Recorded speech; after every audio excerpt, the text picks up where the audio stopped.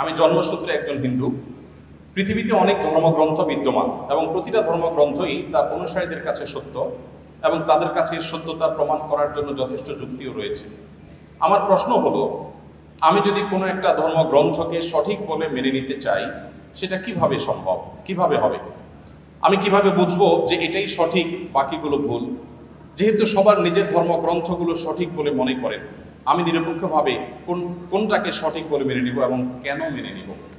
খুবই গুরুত্বপূর্ণ এবং খুবই প্রয়োজনীয় প্রশ্ন করেছেন আমাদের এই ভাই। আমি প্রথমে তাকে ধন্যবাদ জানাই তার প্রশ্নটি আমাদের কাছে উপস্থাপন করবার জন্য।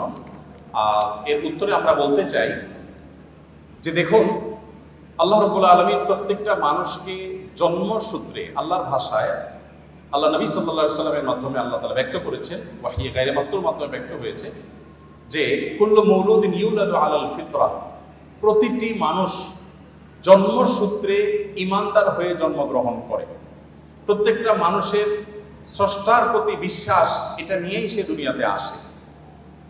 এই স্রষ্টা সংক্রান্ত যে ধারণা, এটা তার সমাজ, তার পরিবার থেকে যেটা পায় সেটাকেই সে ধারণ করে। বাকি স্রষ্টার প্রতি ধারণার এই বিশ্বাসকে নিয়েই মানুষ জন্মগ্রহণ করে। তার বাবা মা সম্পর্কে আল্লাহ নবী সাল্লাল্লাহু আলাইহি ওয়াসাল্লাম বলেছেন, ইল্লা আন্না আবওয়াহু ইয়াহুদানিহি আও ইউনাসসারানিহি আও ইউমাজ্জিসানিহি। মানুষ যে বিভিন্ন ধর্মে অনুসারী হয়, এটা তার পরিবার থেকে যে দীক্ষা পায়, পরিবার তাকে যেদিকে গাইড করে, সে সেদিকে যায়। বাকি জন্মসূত্রে সে আল্লাহ বা সৃষ্টিকর্তা যে একজন আছেন, সে এক সত্তার প্রতি বিশ্বাসী হয়েই জন্মগ্রহণ করে। তারপরে সে ডাইভার্ট হয়ে যায় পারিবারিকভাবে যে গাইডেন্স পায়, সেই গাইডেন্সের আলোকে।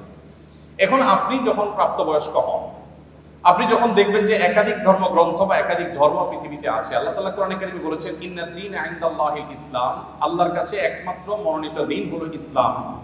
এই কথা যখন আপনি জানতে পেরেছেন, তখন আল্লাহ তাআলা আপনাকে যে বিবেক দিয়েছেন, সেই বিবেক খরচ করে আপনি ইসলামকে জানার চেষ্টা করবেন।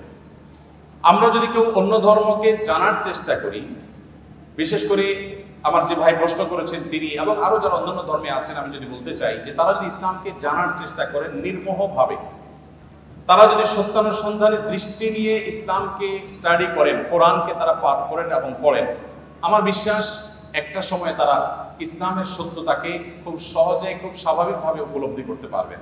যেহেতু তিনি একজন সৃষ্টিকর্তায় বিশ্বাস করেন, অতএব সৃষ্টিকর্তার কাছে তার আকুতি থাকা উচিত, প্রার্থনা থাকা উচিত, হে মহান সৃষ্টিকর্তা, আপনি আমাকে গাইড করেন এবং নিজের বিবেক, বুদ্ধি সবগুলোকে উন্মুক্তভাবে তিনি ব্যবহার করে তিনি কোরআনকে, আল্লাহর দ্বীনকে তিনি বোঝার চেষ্টা করা দরকার। এটা যে কোনো ধরনের মানুষের জন্য প্রযোজ্য যে আপনি পারিবারিকভাবে যে দ্বীন পেয়েছেন, সেই দ্বীনকে আপনি রপ্ত করেন, বুঝেন।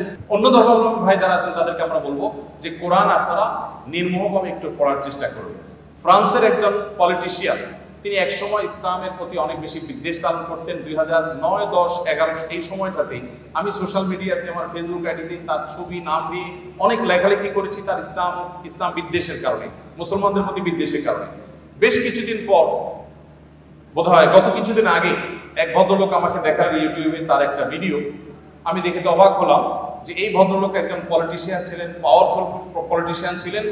তিনি কোরআন এবং নবী করিম সাল্লাল্লাহু আলাইহি ওয়াসাল্লামের সিরাত, এটাকে অধ্যয়ন করে উনি অধ্যয়ন করেছিলেন মুসলমানদের দৌড় ধরার জন্য, কিন্তু অধ্যয়ন করে তিনি একটা পর্যায়ে ইসলাম গ্রহণ করেছেন।